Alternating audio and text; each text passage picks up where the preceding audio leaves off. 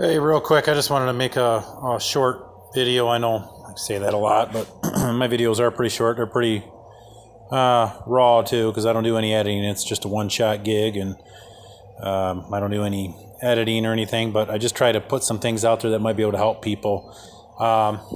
Just real quick again, as a lot of you guys know, maybe somebody hasn't ever watched any of my stuff before, this is a speed density Mustang. It's an 87.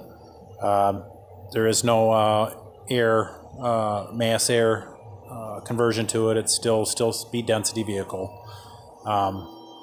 But people have talked about a lot of things going wrong with these ECUs, these engine control units, because the capacitors in them tend to go bad and cause an array of issues like fuel pump issues, bucking. Car bucks a lot. And the culprit is the capacitors that go bad into them. I just wanted to point out that these ECUs for speed density are obviously different than the ones, the videos I've seen about the vehicles. They actually got two bolts, one on each, or two on each side, and then they have one in the rear too back here that need to come out.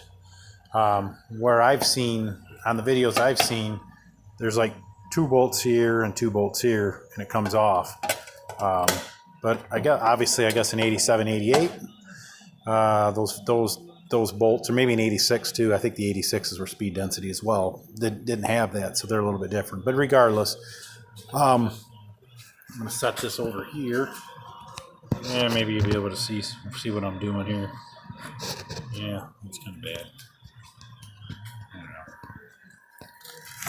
Let's see if I can do this one-handed. Can pull it out of here. Just bear with me here.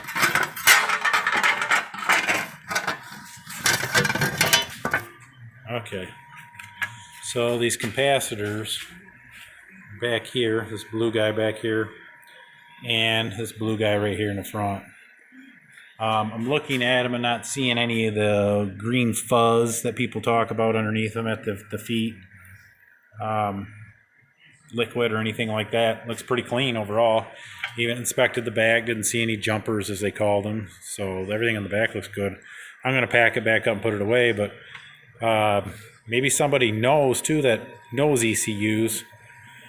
Does a speed density only have two capacitors? Because I've always known that they've had three inside of it, at least everything I've seen. So I don't know. Maybe I'm venturing into territory now, but maybe the speed density ones only have two capacitors, not three. So I don't see where it's broke off or anything like that. I'll inspect it a little more, but it looks pretty clean, and I'm just going to put it back in there, seal it up, and put it away. I just wanted to check it because everything's tore out of this car right now. Obviously, as you know, I'm replacing the heater core in it. I'm going to redo the interior. And as recommended by one of my followers or subscribers, I got some 415 to work on some rust preventative I'm going to put on the floors before I boom mat it. So got that going on, and like I said, I wanted to pull this ECU while this guy here was drying. I had to cut that out. You know, that's where the evaporator goes for the air conditioner. I replaced that, and I replaced the heating core. So I'm going to let this dry, put this back tomorrow. I guess I'll just inspect this a little more, make sure I don't miss anything. Check the capacitors a little closer, and then put this back, seal it up. So I just wanted to point it out.